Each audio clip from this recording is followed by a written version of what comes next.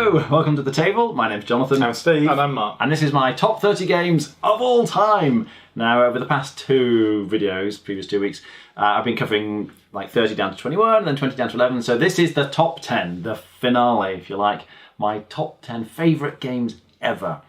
And I've been quite surprised this year because I can tell you now, half of the games in my top 10 are new to the list. So that's quite exciting. It's been, I think, for me in terms of the kind of games that I like, it's been a fantastic year. So without further ado, let me tell you about them. Oh goody, it's number 10. My number 10 is actually not new to the list, and it's a Dudes on the Map game which I loved playing a lot last year, which is Rising Sun when it came out. But I've also played it this year. I mean, it's your copy, isn't it? That we tend to play. Love the miniatures in this, love the theme, because although it's kind of monsters and fantasy, it's very different because it's Japanese mythology, if you like. So from that point of view, everything looks very different from what we're used to. So I really like all that. And in terms of the mechanisms, like I like Dudes on the Map games generally, but this has Euro mechanisms. So even Steve likes it, don't you? I do. So it's nice because each faction plays very differently. It has a power that's very strong if you know how to use it. But one of the main issues with Dudes on the Map games is the kind of just getting picked on effectively, and everyone around you seems to attack you, and then you can't do anything for the rest of the game, and you sort of sit there for the next 3 hours getting bored. But this works really well because you have incentives as you go through the game for attacking certain areas, not the people, but the areas. And once you've attacked an area, there's no point you staying. You kind of collect a chit for claiming that area, and then you move on and attack a different area. So even if everyone attacks you in the first round, if you like, they're not going to come after you again because there's no point. They get nothing for doing it. There's some really nice card play in terms of getting cards that give you like extra special abilities that work with your armies, or extra monsters, which are particularly fun. But yeah, there's lots to like in this. It's a really, really good Dudes on the Map game, I think. You can even benefit from not winning battles as well. You can, because of the coin. My favourite bit about it is the coin play, where you're putting money. Money's important to kind of save, and if you lose the bid, if you lose the war, you get half the money that was spent or something. You get shared out. So like the winning player kind of shares out their money between the losers, so you get a bit more money for the other one. So losing wars, and you can even send one guy in knowing there's going to be a war, knowing you're going to lose, so that you can get a couple of points for your guy dying if you've built your strategy that way. One of the factions benefits really well from that. I really like it. I think you don't need to win many wars to win the game. No, I think you can. I mean, you need to win 1 or 2, but not many. I like the way that you know which order the fight's going to be go in, and that's it changed. It kind of relates to what Steve said, and the fact if I can pick up some money now, I'll be better off in this following fight that I know I'm fighting with, the one I actually really want, if you know what I mean, and then playing those around. So there is huge advantage. You just go and get rid of him and make some money out of him. It's quite nice that there's sets of cards. So I think there's 3 in the base game of like different. They have a basic set of things that always come up, and then you'll get a particular set of monsters, and a particular set of abilities and scoring cards, and you can choose those between to mix it up. It's not overly complicated for the style of game it is. It feels like they've taken a lot of the things that previous Dudes on the Map games have not done so well and sort of refined them and improved it. It's like, that doesn't really work, let's try and fix that issue. Let's try and fix that issue. And they put it all into one game. It does it really well. It's also a theme that doesn't appear much, like the Japanese mythology. Yeah. Generally, with mythology, it's usually Greek or Norse, isn't it? Yeah. Yes, indeed. Unbelievable. It's number 9.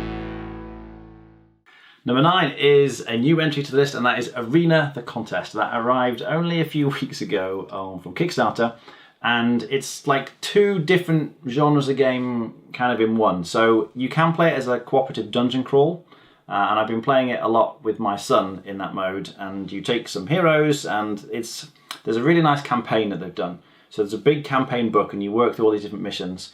And essentially on the board, you're moving your characters around. You have typical kind of wizards and warriors and things like this.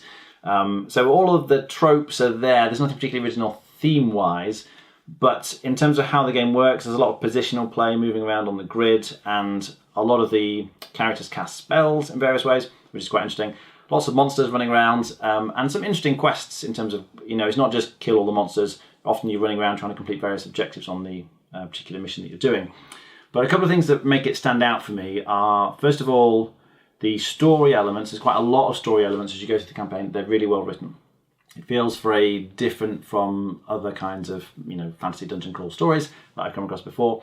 But also they have these kind of little puzzle elements that they add in. So every now and then you're doing almost like escape the room type puzzles. It's like to get you onto the next stage, you get sort of special cards with little codes and funny items on, and you're trying to figure out what to do next. And so that combination works really well. And I've really enjoyed playing through the dungeon crawl aspect of it. In terms of if I want to do a campaign game right now, that's almost the one game I want to do more than any other. There is another game coming up later on that is top of my list right now, but I've just loved playing Arena. It's been great. Now you can play it also in skirmish mode, which is like 2 teams against each other, and you each pick a set of characters and you just run around on the map fighting each other. I've not played this mode yet.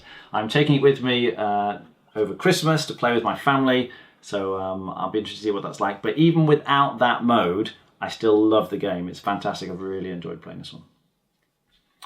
Neither has played it. Haven't played it. Not yet. It's pretty new, recent. Reminds me of, was it Rebel Assault? Whatever the Star Wars one was, which also had Imperial Assault, that's the one. Yeah. Which had both modes, and I ended up preferring the campaign mode. But yeah, without playing it, it's very hard to say. I got all the bling when I backed this on Kickstarter, so I've got all like miniatures for like the walls and various statues and orbs of power and things, so it looks great when it's set up on the table. Golly gosh, it's number 8. Next up then is my favourite Dudes on the Map game, and this is Lords of Hellas, which Mark introduced to me earlier this year. And it's less of a Euro than Rising Sun is. It's more of a kind of old-fashioned, American style, just run around, attack things. Except there's a few things that really make it stand out. It looks great. I love the theme. It's kind of strange, sort of Greek mythology, but futuristic. Yeah. Yes, it's bizarre, but works really well. You've got 4 different end game winning conditions, haven't you? So yes. One of them is there's various different areas on the map, and if you control enough of these different areas, you can win that way. One of them temples. If you control temples, yeah. So the way they're grouped on the map's really interesting. The map's really well designed in terms of choke points and areas where you can cross the sea to different islands. There's a lot of interesting things there. One way is if after a certain amount of time nobody's won, then if you control these statues, there's these 3 giant sort of Greek god type statues that get gradually built as you go through the game. They look great on the table, and at the point when one of them is completed, that's the time limit, then whoever controls that area at the end of the round wins. So you see these being built up, and it's I'm going to try and win the game by doing this, but if I fail, I really need to get over here because we're all going to be fighting on this one area, which is great. I've never seen anything like that before. So I love the fact that these different win conditions. One of them is that you can send your heroes out and kind of ignore the fighting on the map and just try and send your heroes out to defeat the monsters that are roaming around the land. And if you kill enough monsters, you win. So it's one of these games where everyone can go for a slightly different winning strategy. Every time I played it, everyone's been pretty close to winning when the end finally came. It's he's really close because he's nearly killed his final monster, but they're about to get their last territory and win the game that way. And so you're often kind of running around trying to do several things at once. It feels like there's lots of different things to do, I suppose, which I really like about it. Apart from that, it has lots of other, typical Dudes on the Map things. You kind of control some territory, which gives you income. You expand your territory to get more income and things. So all of that works really well. There are lots of cards as well that can give you special abilities and allow you to develop a particular strategy one way or another. But as Dudes on the Map games go, they don't get better than that, in my opinion. So you've not played it? No, but so I played Mare Nostrum, which has the 4 different win conditions as well. Okay. Yeah, that is different. But I saw the statues getting built as you were playing this aircon. Yeah. So do you find, based on your description, do you find that you have to spend a lot of your turns stopping someone else winning? Only towards the end. Because I wouldn't like that. No, but it's for most of the game, you're doing your own thing, you're getting your own strategy, you're trying to get to one of the win conditions. But then it gets to this kind of tense moment. The ending is always very tense because you can see everyone's quite close to winning. And there is a certain amount of stopping people, right, but at the same time trying to get your win condition in there. Yeah, I think you were shocked the first time you played at how powerful the cards are. And the fact that they were permanent, everyone... So say one use, these cards are permanent. And you're okay, that does make a big difference to there. And being in a good position to get an earlier look at the cards as they get drafted, it's quite important. I think it's a trickier game to teach than to play. Like teaching the monster fighting can be quite tough, even though really it's just actually matching symbols. But it sounds more complex than it is when you teach it. I don't like it that much now. Really? With the provision, I don't like it because the multiple winning conditions mean that if you play with anybody who's new, people just get too big an advantage. I like it as an idea. I like play, you mean? Yeah, and I like playing it with people who are similar skill level. Then it's very good because it's tight all the way through. But if you're not, you only need one person to be not because they need to be at least constantly aware what somebody else could be doing to win. Yes, and if they're not, and you just go, well, I'll just do that, and I'll do that, and do that, and everyone, and the other people, the other end table can't do much about it. It's incredibly fragile a system. You're saying if your neighbour on the map doesn't know how to stop you. Yeah, or it's not even how to stop you. They're just not aware that you're close to winning.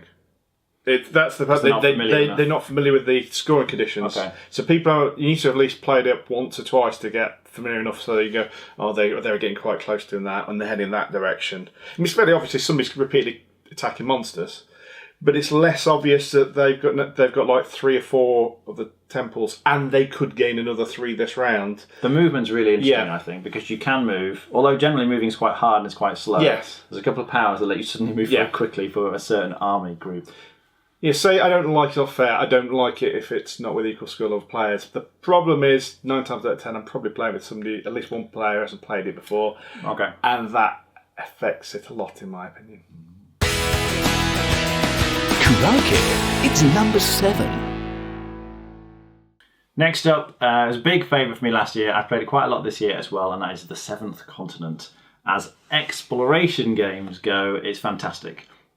Essentially, it's cooperative. You're exploring this map made out of cards, and the cards are fixed. It's not random like Carcassonne, where you never know what's going to come out. But you're exploring a fixed existing map, and on each of these little cards, there's a bunch of things you can do. You know, you can go and investigate this tree, or you can take a particular action by this forest or lake or something over here. So there's lots of things to do on the different cards, and ultimately, you've been cursed in some way. And when you start the game, you have no idea what that means.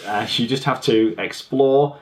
You have to make sure you get enough food to survive. You're trying to survive on this continent and try and figure out what it is that's cursed you and how to lift this curse. So you're just exploring, taking lots of actions. It's very free form. They even have these little when the cards come out.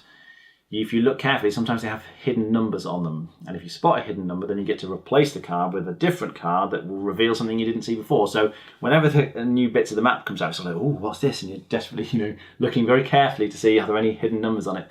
So there's lots of really nice things. Probably my favourite thing about it, as well as just the general adventure exploration, which is very satisfying, is the action deck system. So collectively, you have this deck of action cards. And whenever you take an action, you're flipping over some of these cards onto a discard pile and looking for successes. And one nice thing is that you get to keep one of these cards. So as well as having little star successes on that you need to pass the actions, you might find it also has a shovel on it. And then after you've taken the action, you get to potentially make the shovel and use it for other actions, which will make it more likely for you to pass other actions. But this deck also kind of represents your energy or your health. So the more actions you do, the more you get through the deck, the lower your health is. If this deck runs out, effectively you become very close to losing the game. If you draw one of these curse cards when the deck runs out, you kind of draw from the discard, then it's just game over instantly. You all lose.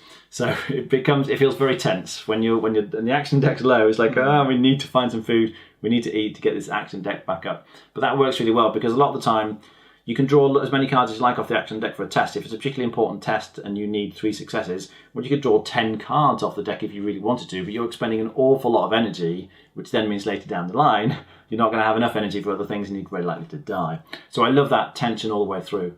And it comes with loads and loads of different scenarios and missions, so I've still got loads of this left to play through. Still enjoying it a lot. Yeah, you played it on me? Yeah. I mean, as a raw exploration game, just as that, I don't think there is a better, purely just for exploration, because it does feel like you're going around a very, very large island with lots of variation, little bits of Lost and that sort of thing, like odd mythical things that are littered along with normal sort of just like this let's go hunting because we're hungry. You need to find some fish. Looking for like tracks on cards, and you go, well, there must be animals around here because there's tracks on the card. Yeah. So let's go and find where they're going because we're starving. Again, it's kind of one that I like it. The exploration bit, I've cooled on other things of it. With you, you were happy if you failed, then you would start again because you want to beat this properly. Yeah. For me, if I'm 20 plus hours into this and I failed, I'm essentially just going to use one of the easy modes and go, and we continue. And that's why I didn't enjoy, like, if you go on the starting island, I don't need to see that starting island for the fifth time. I know what's on this starting island. It is no longer with exploration, and it's the exploration bit that I enjoy the most in it. Yeah. It's the actual, like, the first scenario gets really good where you're going around the map, but some of them are much more. They're like meant to be added to other scenarios. So you do that, plus you have all the little add-on ones, and they're just a bit. Well, this isn't really particularly fun. The proper lengthy, let's go, we've got to find this, we've got this bit of a clue, we've got to work out the clues, find another clue later on, keep going. They're really good, but the little ones, so there's actually less content than you realise sort of in the box. Okay. Albeit it's a huge amount you can explore. Yeah. I mean, the negatives are always going to be the save system's unfair by their nature, that if you save and you have to pack it away, you're in a worse position because you then need to re-explore the map. And it's not the remembering the map, it's the energy you have to expend to re-explore. Because you essentially, if you've already explored it, you can move from one location to another by spending the energy requirement. So I could go from here all the way over to there, just because that's what's in there. And for something that does take over 20 hours on some of the scenarios, unless you have the luxury of being able to just leave it out until you finish it, that can be a little bit of an issue for me. Yeah, you do ideally just want to leave it out, but the issue is the length. It's a very long game. You know, even just to play the initial scenario, it is, like you say, like 20 plus hours. It's huge. But in spite of all that, it's still the best exploration game, I think, for just purely based on exploration. It's very good at what it does. It's not for me. Because you did try the introductory scenario. I did. I just don't have that sort of free time to dedicate to playing it. Yeah. So unless I own my own copy and can play it at home, which is not something I'd buy, I don't see myself ever playing it, really. Yeah. Okay. And so, it's number 6. Next up is a social deduction game. Oh, I know what it is. I know what it is. which is incredible for me because they rarely make an appearance anywhere on my top 30. But we've been playing Blood on the Clocktower quite a lot over the past few weeks, and it's fantastic. I've played many, many games of the original Werewolf over the years. Before I really even got into board games, like when I was at uni, I was playing this just with friends. We'd just, sit around in somebody's living room and just play this game for hours at a time. So I've run the game loads and loads, and I still really enjoy it for that kind of epic, long bluffing and double bluffing, and because you've watched somebody sell their story for the past hour, it's like they've been lying this entire time, and you get to kind of catch them out in lies. Whereas the shorter versions of the game, like One Night Ultimate Werewolf or Secret Hitler and things, obviously much better in terms of not having the player elimination and being much quicker, but they don't give you that epic feel.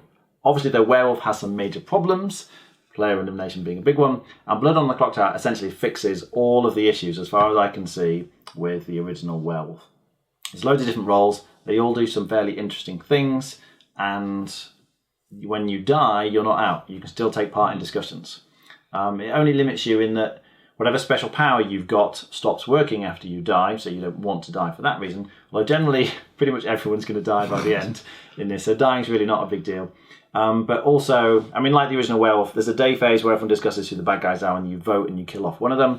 Then there's a night phase where the chief bad guy essentially kills off one of the good guys, normally, although they can actually kill other bad guys. But yes, in terms of the voting, once you've died, you only get one sort of vote from the grave for the rest of the game. So you have to think very carefully about when you're going to use that vote. There are two things that make it particularly interesting, though. Well, apart from so the voting is one of them. But the other one then is the poisoner or the drunk. So one character is drunk. So they've been told they're a particular role, but actually they're not that role, they're drunk. And their role appears to work, but actually keeps backfiring.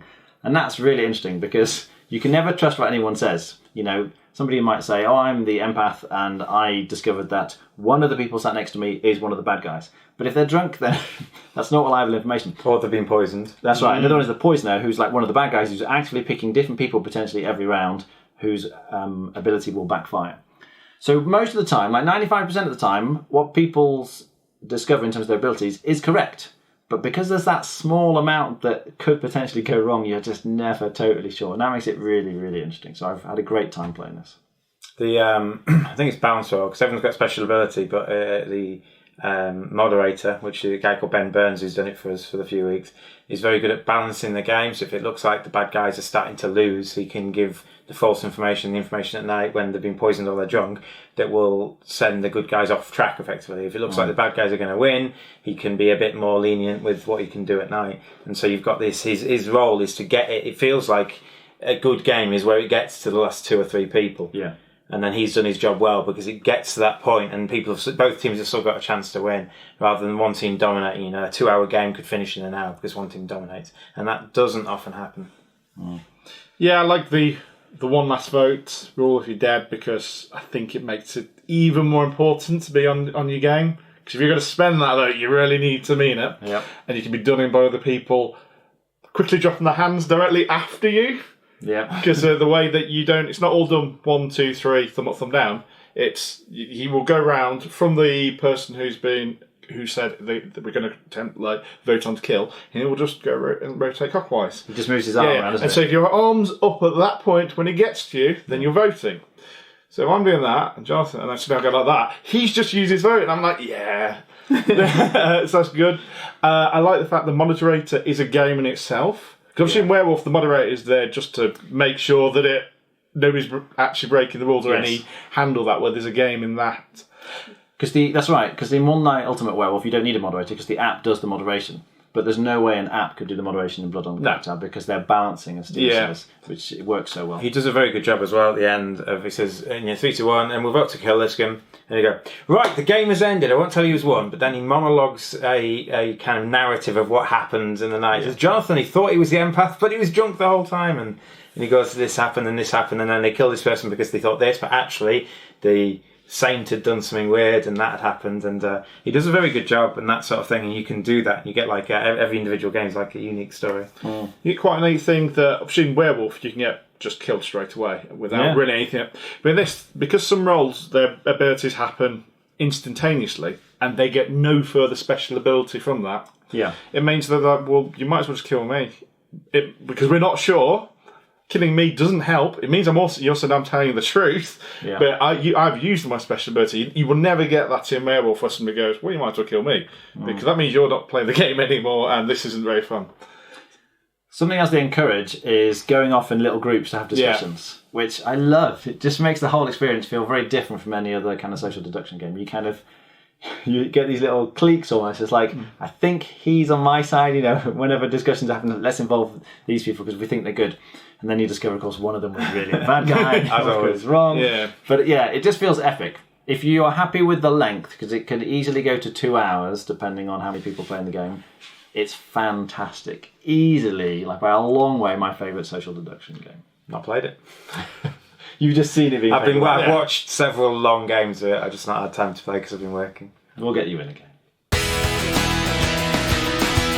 Marvellous. It's number 5. Next up is another new entry. This is the most thematic game I have ever played, and that is U-Boot, where essentially, cooperatively, you are controlling a German submarine during the Second World War, and you have an app that controls a lot of what's going on. And it's almost like playing a computer game, because they're like the British ships are out there somewhere on the water, and you sort of sail around, you tell the app where you're going, and then like when you get spotted by the enemy ships, there's like an alarm sounds, and the app keeps shouting at you in German. Every time you input commands, it sort of calls various responses. I have no idea what it's saying, but it just feels very, very thematic. You really want to play with 4 people.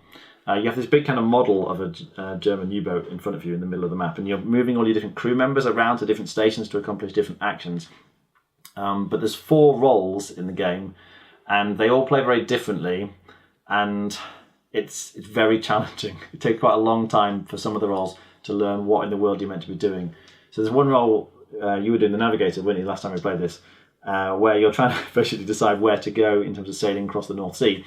But you have like this compass and this funny like a tactile thing, don't you? And various rulers. And it's like, and how does this work? And what do I do with this? And you could spend quite a long time just explaining to somebody how to do this one particular role. So because it has a very steep learning curve. You're always going to struggle in your first game or two. But once everyone knows what they're doing, it's very satisfying. When you come together as a team, because you know how difficult it is to learn all different roles, when it all comes together and it works and you sink the enemy ship, it's like, yes, we did it. So I loved it. Really loved playing this. Every time it's great. Even when we do badly and we get hit by mines to sink ourselves, I still really enjoy the experience. I didn't like it. Really? Yeah. Oh, Steve. I think it's probably because one of the main reasons I didn't like it was we weren't very good, and we our first thing. Oh, there's a ship. It's guys, it's coming straight at us. We just need to fire. It's coming straight at us. It hit us. We got rammed. And then we played another one, and we didn't know what we were doing. And then we saw our first ship. Right, we're going to sink this one. And then we were heading out that way, and we would try to go. Oh, it's going this way. Okay, come on, follow. No, okay, I've got this wrong. No, we need to go this way. No, fire. Oh, we're not in range yet. Go a bit faster. Stuff. And we ended up heading back towards shore, effectively, just chasing this one ship down. Fire, and trying to fire this gun at them. And it was really bad at it, and we sunk it, and then we turned around and we got attacked by a fleet. But that took like 3 hours. Yeah, it was long. 3 hours to sink one ship. So I imagine that it might be better if we knew what we were doing, and maybe it was a bit easier to do it. But basically, like we went, a few hours out to sea, and they went, "This is broken. This is broken. This is leaking." So, okay, slow down. Let's try and fix it all, and we wasted all our time doing it. Yeah. I think I switched off towards the end of the 3 hours or whatever we spent in that room. Just too long. Yeah, I think so. And like what I was doing in the game, I was the navigator. What I was doing was a fraction of that 3 hours. So, okay, we'll go this way. Okay, we're still going straight. I'm not doing anything. There's no ships to follow. I'm not doing anything. I've made my meal. I'm not doing anything. So you were the cook as well, weren't you? Yeah. So possibly not. I kind of think I need to be engaged more. Okay. There wasn't really discussion, so like some of the other games, it feels like that was a detective true crime stories or whatever. Yeah. That feels a lot more. I might be the notes taker. Maybe I'm not taking your notes this time. I can still. Oh, maybe we should go here, or maybe we should talk that. Or what's this guy? And we can talk about a lot more. About we're still trying to solve a problem. Here, once I'd set us off on a course, I just sat back, so I didn't feel as engaged as I would do, as I would like to be in a game. Okay. I do really like it. I do wish we were. I guess because we hadn't played it for a while before playing that game, we were unaware of particular things. I mean, like things that have been introduced like weather effects and how they changed it. Yeah. And the actual range of our weapons we weren't aware of. There are things that we would have made different decisions if we'd have known things like the technicalities, which we as people didn't do. It wasn't. It's like like going on a submarine. But it's like that when you haven't had any of the learning course or like the teaching before the training, and it's I think I still really enjoyed it. The game we played then and the game we played previously. I think it's a game you just need to play with the same group more consistently. Yeah, get good at it. Play the more difficult missions. Realise that I suspect that if you take out one of like a trading vessel or whatever, actually the fleet are going to turn in your direction, which is what our mistake was, in the fact that we assumed they would go in one direction because that's the way they're most likely to be going, but actually they probably moved towards us because they'd already heard over the radio the fact that we probably didn't consider these things. But it is a very, very good simulation. I could see a few people say it might be a little bit too much like a video game. Yeah. It does really feel like that, but I'm still happy to play it, but I think it works well with 4 people around the table. Yeah. Well, I never. It's number 4. Next up is a game that's been on my list for years and years now, and still remained very strong and very high position. It's my favourite dungeon crawler, and that is Myth. Played it again. I've played it more this year. We're still waiting for the Kickstarter to deliver all the stuff, which is the only real issue with this. When I backed it, I kind of went the whole hog to get everything, and probably half the miniatures I'm still waiting for. So that is a slight bone of contention. Although, in fairness, like the original company that made it, sort of sold it off to a different company, and the new company that have picked it up, it's Ulysses Spiel, I think, are actually doing a very good job. They are sort of fulfilling all the original company's promises, and they are delivering all of the miniatures. So that's great. It's taking time. I don't mind that too much. But the game itself is just fantastic. It's a very unusual dungeon crawl in that it's quite free-form. It's all based on card play. So in order to do anything, you have to play a card. So if you want to move your figure, you have to play a card. If you want to attack, you have to play a card. So that feels very restrictive, but it gives it an interesting, almost Yuri kind of hand management, deck management, because you cycle through your deck pretty quickly. So deciding which cards you want to keep and which ones you want to discard, like have a slow turn in order to get the right combo of cards to then do a really great turn is very interesting. But at the same time, in terms of how the missions work and things, you can kind of set it up however you like and do whatever you want. So they do have these modules, they call them, which are more like missions and quests that you follow through, like as campaign mode. But you can just stick a tile down, the tile says how many monsters you should have, and you just have a fight. It's quite satisfying because there are tons of monsters. You know, typically you have a layer on a tile which will spawn little creepy crawly things that keep running at you, and there's loads of them. You think, there's no way we're going to beat all these. Then you pull out your fireball spell, and it's like, you've just killed 10 of them. It's like, oh my goodness, this is great. So it's very satisfying from that point of view. You are very powerful as heroes, but then you just have hordes and hordes of these monsters that come at you. So I still really enjoy this one. I'm looking forward to getting all the stuff when it finally arrives. I played it. I played it with you. I'm trying to... I enjoyed the... A while ago. Yeah, it's a while ago. So I can remember the card play being very interesting. I think it was quite deep. It's less exploration dungeon crawl and more destroy everything on that appears in front of you dungeon crawl. It's almost like small strategy maps as you each tile essentially you go onto the tile and all these things spawn. How are we going to take them out with our card play? I remember being very good and very cooperative because you were having to work out how to deal with things between you. So it had all the right check marks as regardless that sort of game. Extraordinary. It's number 3. Next up is another one that I've also had on my list ever since it came out, really, and that's Too Many Bones, which is a strange kind of game. It's sort of like a dungeon crawl, except it's sort of all above ground, isn't it? You kind of roam through the countryside. But essentially it boils down to having these little tactical skirmish maps. It's quite abstracted on this sort of 4x4 grid almost. But you have these little stacks. So they have the health chips. It's all done with poker chips. Chip Theory Games are the company that did it, and that's their signature item, if you like. And so the more health a baddie, if you like, has, the higher the stack is. So there's a very nice visual representation of the health of all the different creatures, including the heroes, which I like. The actual combat is very thinky, more so than any other kind of tactical skirmish game I've ever played. You really need to work with the other people on your team. It's cooperative.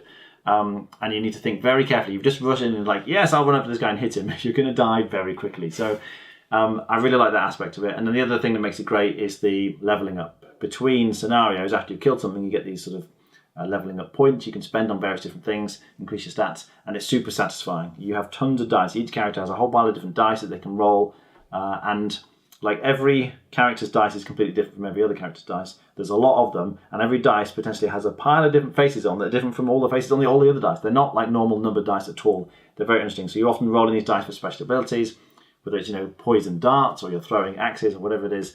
There's lots of interest and variety with that. So they've just done a great job with this, and they keep releasing more and more stuff. I've got more stuff coming next year that I backed on Kickstarter for this. But if you like thinky tactical skirmish with very interesting leveling dungeon crawl type game, it's fantastic. But yeah, beware, very thinky. Yeah, it's more of a kind of has its similarities to Myth in that sense with the tactical map, but the leveling system is far, far, far superior, and the fact that the variation you can make in characters, and the fact that the characters all feel very differently, to the fact that they come with a double-sided A4 sheet that you have to pre-read before you can play it. Again, it's hardly cooperative because it has to be. I mean, from what I remember between the two, this is more brutal than Myth as well, because there's a lot more special abilities of monsters and things that can throw the game much further. It can be. I didn't think about that. Yeah, it's very good. And also, I quite like the fact that as you're going along the steps on the overall map, not everything's always a fight. Some things, there can be scenario things that happen to mix it up a bit. Not played it. And I don't think you ever would I you? don't think so. There's been a lot of adventure games, haven't there, on this list? Yep, It's I've noticed. not Steve's kind of game. You don't play them at the cafe? No, that's Occasionally you'll rope me into, so you played U-Boot at the cafe, so you roped me in, and I played it. And sometimes I like them, sometimes I don't. But you nearly always play these at here, what Mark says. Yeah. So I play a lot of them with my son. Yeah. Or that's right. Yeah. It tends to be with Mark. Spiffing. It's number 2. My number 2 game of all time is new to the list. I got this just a few weeks ago, and it is the best exploration adventure game I've ever played, and that is Tainted Grail. There's been a lot of buzz about this. Obviously, it came from Kickstarter. It's very similar to the Seventh Continent in a lot of ways, and essentially you are exploring a pre-existing map. You have cards that sort of show you where they are. It's a much darker theme. I do prefer the theme of this one. It's kind of like Arthurian legend, stroke slightly fantasy, exploring what is essentially Britain. But there's a few things they've done really, really well here. One of them is the menhir system. So you have this big statue of a kind of slightly creepy skeleton lantern thing, which sits on one of the tiles, and you can only see the tiles, the kind of 8 tiles that immediately surround that one card in the middle. So there's this kind of darkness creeping across the land, and if the menhir isn't lighting up the island tiles around you, the cards around you, you just can't go there. You can't see what's there. It's just pitch black. So in order to explore, you have to find another menhir, collect the resources required, and then light it, and then that will allow you to reveal the cards around that one. But as you move off in this direction, the previous menhir, they kind of sort of tick down. After a certain amount of time, the fire goes out, and then all these cards go away because it's all dark now. So you're moving around this landscape, constantly trying to get the resources to keep lighting the menhir. So this constant tension of needing to keep the menhirs lit is really, really nice. So whereas in the Seventh Continent there's this energy system, you keep needing to hunt for food. With this, it's about getting resources to keep the menhirs lit. So that's really, really interesting. The second thing is essentially it's like a choose-your-own adventure. And the Seventh Continent has little bits of story in there, but this one's got loads of story. So you go to a particular location on a card and you explore, which means you get this big journal, it's a big thick ring-bound file, and you turn to entry 324 for this particular card, and you read a section of story. And it is like reading a choose-your-own adventure, and you might get maybe 4 or 5 different options having been introduced to what's on this card. It's like, do you decide to do this or this or this or this or this? And if you decide to do this option, turn to entry 396, and you go to a different entry, and you're looking at what's happening, and you're making decisions, and the decisions matter. Like Legacy of Dragonhold, you have this big sort of tick sheet for different statuses. So once you've done a certain thing, if you've met a particular beggar on the street, and you chatted with him and learned some information, you'll kind of cross off a particular status. So then when you go to another location, it might say, if you have this particular status, then go to a different section. So it kind of remembers through the system the decisions that you've made and acts accordingly. It's a branching storyline, which means you can make some decisions which cut off other things from happening. So like if you decide to do that, then you can't do this anymore. It's gone.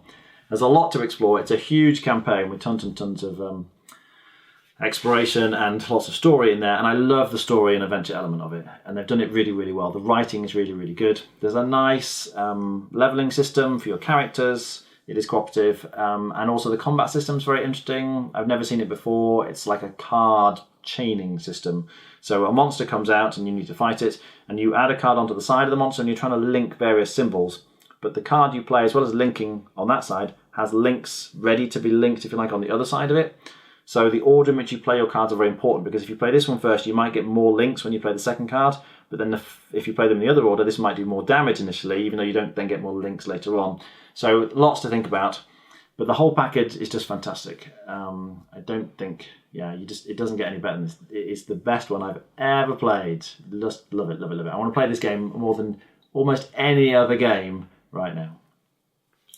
Getting better. The last 10 years ago, stories and games, like Consulting Detective had stories, but then you look at it now, it's like, it pales in comparison to the amount of detail you can get in these ones. Bear in mind, I have not played Tainted Grail. But yeah. Another one is Tales of the Arabian Nights, again, which is like an older one that was trying to provide some story, but it's just so random. It really is very There's random. no links between individual or in truth in that game between what your decision and what the result was, which is part of the joke. It's nice that it remembers things, so that in the order you do things, or you've spoken to this guy, which means when you speak to that guy, you actually get more stuff or whatever. Yeah.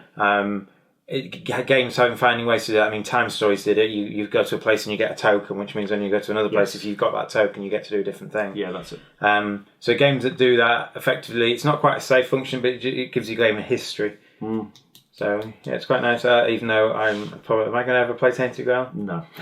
No, it's it's probably more. I don't think any more random than the Seventh Continent. Actually, how long would an episode, an adventure on Tainted Grail take? Hours and hours and hours. I wouldn't know where to. I mean, it comes in chapters, I suppose, doesn't it? You can play a chapter, but the chapter is in a longer story. Okay. I think that's my thing. I prefer this to Seventh Continent. The fact that I can play a chapter in 2 to 3 hours, which is still long for a chapter, but for a game. But it's Seventh Continent. It's just like 20 hours, and like the exploration's just not quite as far-reaching. But I suppose everywhere has better detail. Like Seventh Continent, you can go between several tiles, and they're all roughly the same. They're in a jungle somewhere. They've got the similar sort of thing. Every tile on this has been giving its own little bit of life. It's got something specific about it. It's like just whether the people you meet on it or the setting of it or whatever. So rather than having hundreds, well, I mean, maybe always thousands, isn't it, in Seventh Continent location? There's maybe 100-ish, maybe not even that. It's like that sort of. But so they've been more focused in what they've done. They've given more love and attention to each individual area. So yeah, you're not just moving next door. Every card's just a bit further on. You feel like you are somewhere different every time, and so I just think it might not be as good in the far-reaching exploration, but it's a nicer package. It's not as unwieldy as the Seventh Continent, ultimately. I love the artwork as well. It's really, really, really well done. The care and attention, I think you mentioned, that really comes through. Had a lot of love got put into that game. All the way through. It's excellent. By Jove, it's number 1. So no surprise for my number 1 is Hanabi again. Having said that, Tainted Grail came this close to piffing Hanabi at the post. And I was just thinking about it, and for me the ultimate test of how much I like a game is what game do I want to play right now more than any other game, and I kind of rank them by that essentially. I've played Hanabi this year, not as much as I want to though. We've sort of struggled, haven't we, to get the group together. But actually, if you were to say, would you rather spend an evening playing Hanabi with a group who kind of know what they're doing, we like playing with our conventions, or play Tainted Grail, I'd still rather play Hanabi, despite the fact, Me too. I would not. I like Hanabi, but I would not. It's a kind of unassuming little card game, but there's just so much depth there. And it's so satisfying when you get a group who are on the same wavelength. And you play the card, and there's this whole... It's the one, in case you're not familiar, it's the one where you're holding a hand of cards and you can't see your own card. So everyone else can see your cards, and it's cooperative. You each take a turn, you can play a card, and you're just trying to play the numbers in the centre. Like, there's no theme on this at all, really. You're just trying to play 1, 2, 3, 4, 5 in 5 different colours. That's how it works and everything. It's completely different from every other game on my list, really. But what I love about it is that moment of... You give somebody a clue. You can say, maybe these cards in your hand are white, for example. And... they're thinking, why has he said that? And the next person around is thinking, no, hang on, but that doesn't match with it. And then think, but maybe it's because he means this. If this was true, he would have said it for this reason. Yes, and because he's got... And there's just so much little thoughts required, and you're relying on everyone picking up all of these thoughts. And when it works, it's like when he picks it up and says, and they seem to play what is like a completely different card. And the next person around is going, well, why did he play that card? It must be because he can see something that I can't see. What do I have in my hand? And then say, I must have this, and he plays this card. When it all works and it changes together, it's so satisfying. So I still love playing Hanabi, and more than any other game, this is the one I really want to play. I really like that aspect of it as well. It's kind of why I really rate Bridge very highly. In abstract games anyway, you can go deeper into strategy and so on. And the fact that it's cooperative, I mean, Bridge is my favourite game, and it's cooperative with your partner at least. And so being on the same wavelength, for like, when I'm playing Bridge, I can be on the same wavelength for 3 hours and I feel like I've had a good day. And Hanabi, it's the same thing. If you're in a group and we're on the same wavelength for hours and hours, I get the same sort of feeling. I love it.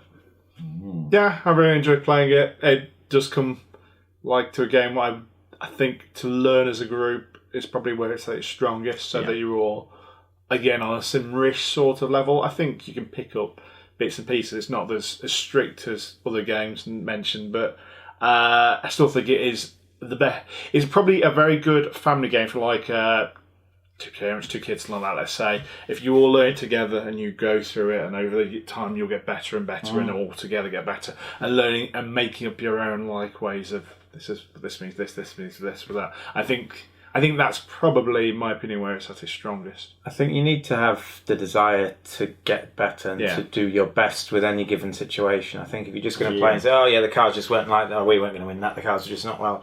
Whereas if you have the attitude that we're going to do that, we're going to get the best score available with the way that the cards get dealt out, and we're not going to do trying to play error-free effectively, and that's where you feel good. So if you play error-free and score 23, or you make errors and score 25, I actually feel better playing error-free and scoring a lower score. Yes, yeah, me too. So I think if you are going to do that and you want to get better, if you're just going to sit there and play some cards and not want to get better, then maybe it doesn't have that longevity for you. Yeah, it's not, as you say, as a casual game, it's fine, I think. But when people are all really invested in the long term, as you say, and they want to get better and really do the best, it's so satisfying. Yeah, love it. So there we go. That was my top 10 games of all time, which rounds out the top 30. I was surprised, actually, looking at it, just how many new games there were, particularly in the top 10, and how many adventure games there are now in my top 10. Very much enjoying the adventure games that have been coming out. They've just done such a good job, as we've been saying, with Tainted Grail and things like this. And even the dungeon crawls like Arena are still including adventure and story elements much better than they ever did before. So I'm loving what they're doing, and I can't wait for more adventure games to come out next year. Any thoughts from you guys? There's nothing where I wouldn't have thought it would be, I don't think. Okay. I imagine that you benefit a lot from having a son who wants to play them as much as you do. Yes. You kickstart all these and you don't bring them to the cafe, which means you need someone to get all what you want out of them. You need someone to be playing them at home with you. Yeah, I'm very specific now on how many campaigns I've got on the go at any one time. I will not, I don't want more than 2 on the go at any one, because I just can't. They'll never get finished, and I've played enough campaigns where I haven't finished them to be so not as great. But yeah, I mean, in truth, I think your previous lists have always had slightly more new entries than mine and Steve's. I was a little bit more settled, but that's not actually a bad thing. It's just an opinion. But honestly, I think certainly in terms of adventure games, they're just getting better. With Euros, I don't know if I would say that's true. There are new and interesting Euros coming out every year. Are they better than the ones from 5 years ago? I'm not really sure. Adventure games, are they better? Definitely. Hands down, the adventure game market, if you like, is just improving and improving in leaps and bounds. So super excited about that. What do you think? Do you like adventure games? Do you have to like and subscribe? So yes, please click the various bell buttons and thumb buttons and all the other buttons. That would be greatly appreciated.